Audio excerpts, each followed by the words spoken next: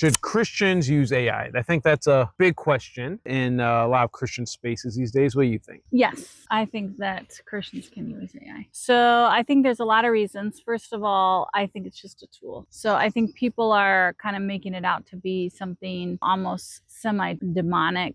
And I think it's just information being compiled really quickly is the way I see it. So if that's what it is, then why can't it be used just like somebody would use Google or the internet to find information? I agree with you. I think not only should Christians use AI, I think it's imperative that they use AI. And there's a few reasons why. First, I think that it saves time. So if you look at your average American spends about 1 to 4 hours, depending on the nature of your job, doing administrative tasks at work, right? So that's everything from checking email to doing spreadsheets, doing Word documents, and everything in between. And if you're talking about youth pastors, youth ministers, youth leaders who are working with youth in ministry, you already don't got a lot of resources, right? So it's even more so, right? When you do an event, you're trying to organize a Bible study, there's a lot of time that goes into just the administrative side of it, right? You're having to send out newsletters or email blasts to the parents, and maybe having to do volunteer recruitment. Like there's a lot of back end stuff that goes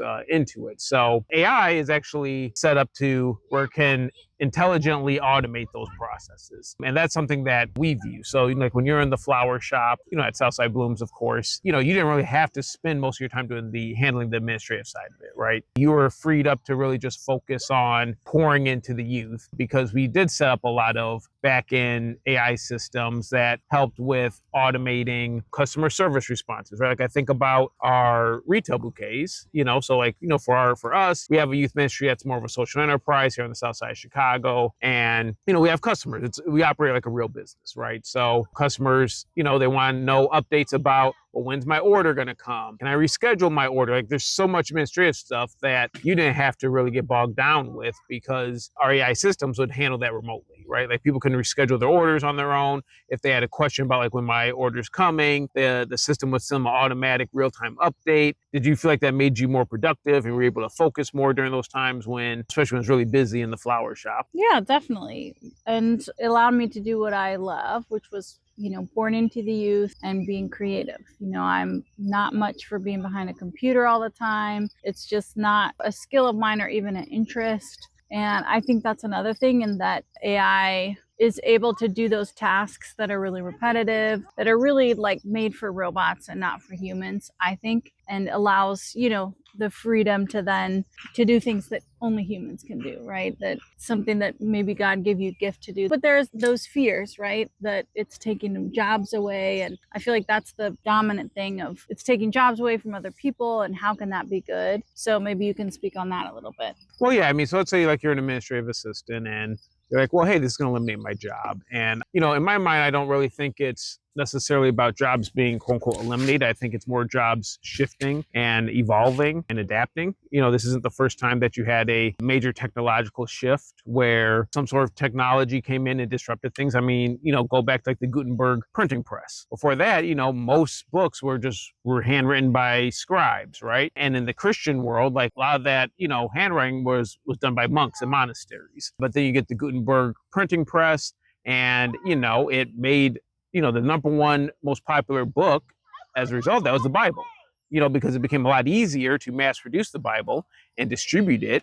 And, we sort of see how really personal discipleship exploded after the Gutenberg printing press. So you could look and be like, okay, well, were those scribe jobs eliminated? Yeah, you could kind of look at the glass as half empty and say, yeah, sure, no one really needs a scribe anymore.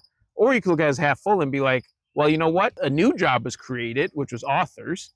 And, that has exploded in popularity, right? So I think this is going to be similar. So if you're an administrative assistant, really, this is an opportunity for you to be able to have a multiplying effect on your work. If you're an administrative assistant, the real reason, in my opinion, a youth ministry it's almost like a form of hospitality, right? Because you're there to try to make it easier for people to be able to work with the youth, work with the children, help do whatever activity. And you're the one there greasing the wheels so that people aren't getting hung up on, well, oh, I thought we were supposed to be here at 11. I showed up at 12, I missed it. Like, now people are having a bad experience, right? Frees you up to maybe spend more time on the phone and you're building those relationships, right? Maybe doing more personal visits. Maybe it frees you up to do other tasks besides just the basic tasks of sending emails and responding to emails. Maybe you can spend more time doing more detailed planning and, thinking about how you can enhance the program's experience for those kids. So I look at it as a way to, if you're an admin assistant, yes, it's going to eliminate the old tasks that you used to do and the old way you used to do your job, but it's going to open up new possibilities. And frankly, for those people, they're going to become more valuable, in my opinion, because the reality is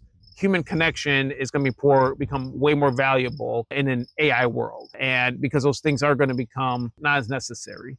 I think of what Henry Ford said, which was, that really his inspiration for the assembly line was to eliminate or alleviate the toil of the earth, essentially. So we know about God, after sin, there was the curse, and that Adam would toil the earth for his provision. To think of what all has come because of the assembly line and how it's kind of alleviated toil. I kind of think of this as that as well, like people toiling over tasks that are just really like life sucking, instead of being able to have, that alleviated through machine learning and to be able to do that stuff that only a human can do. So I think, can be good. All right. Excellent.